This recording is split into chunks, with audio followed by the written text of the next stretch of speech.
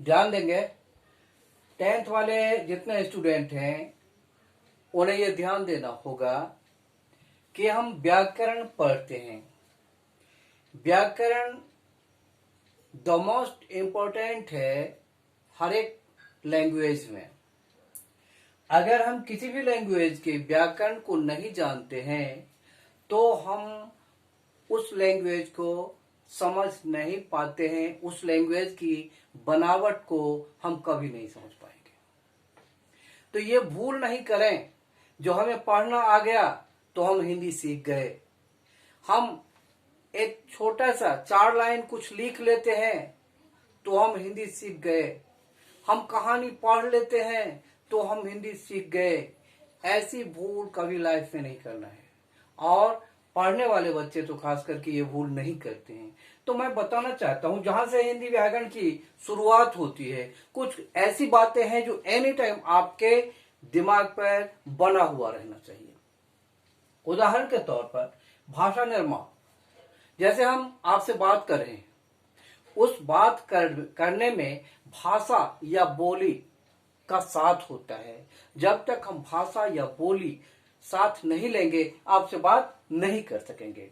तो फिर ऐसे जो इम्पोर्टेंट है उसके लिए हमें जो कहां से स्टार्ट होती है इसको बार बार समझने की जरूरत आ जाती है कि हो सकते हैं ये जो महत्वपूर्ण बात है हमारे लिए एनी टाइम जरूरी है, आवश्यक रहेगा। जैसे वर्ण, तो आप जानते हैं जो भाषा की जो शुरुआत होती है वर्ण से होती है।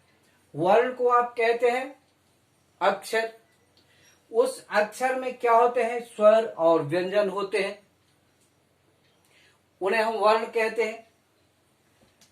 अब आइए, भाषा की सबसे छोटी इकाई वर्ण कहलाती है, जैसे अ, क इत्यादि इत्यादि।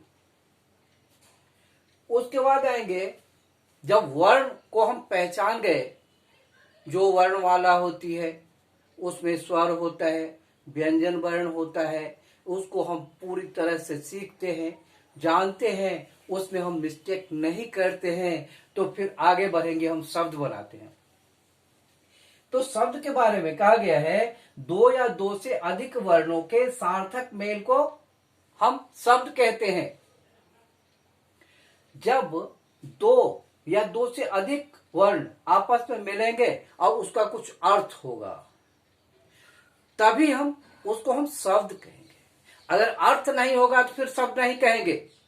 मान लीजिए हम सार्थक शब्द को हटा देंगे तो आपको हम बनाने के लिए 3 अक्षर का शब्द कहेंगे, तो आप लिखेंगे क क क, स स स, च च च, तो ये शब्द नहीं कहलाते हैं।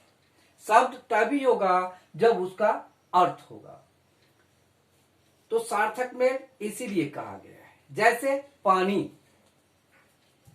पानी में व्यंजन प, स्वर आ, व्यंजन न, स्वर दीर्घ ई, इनके योग से पानी बना।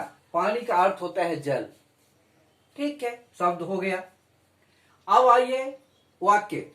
वाक्य कैसे बनते हैं? तो शुरुआत हम वर्ण से किए थे, वर्ण हुआ, शब्द हुआ। ठीक है, अब आइए वाक्य।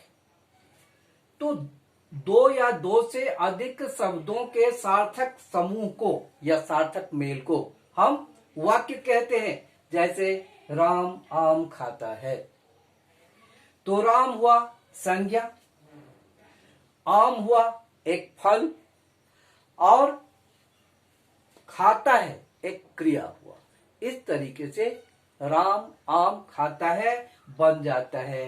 इस तरीके से हमें इस बात का ध्यान रखना चाहिए, और इन बातों के लिए हम कभी ये नहीं कह सकते हैं ये हमारे कोर्स में नहीं है। ये तो हिंदी के प्रत्येक क्लास के कोर्स में है, और इसमें से हम जब चाहे आपको पूछ सकता हूं, ओरली पूछ सकता हूं, रिटर्न पूछ सकता हूं, और आपको आंसर देना पड़ेगा। धन्यवाद।